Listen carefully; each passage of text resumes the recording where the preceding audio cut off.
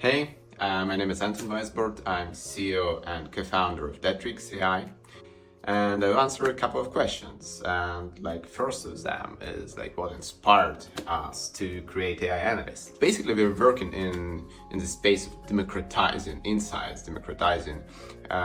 getting actionable insights from the data for the last 4 years.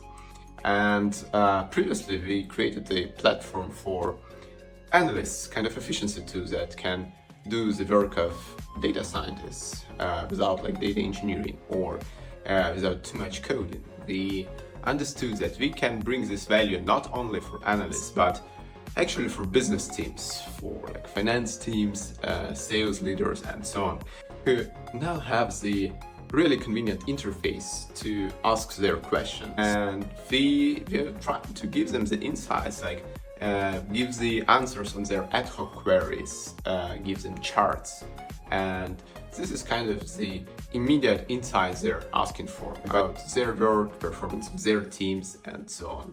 And this is the value we're bringing. No interim parties, no specific data teams to give the insights in the hands of business or product teams.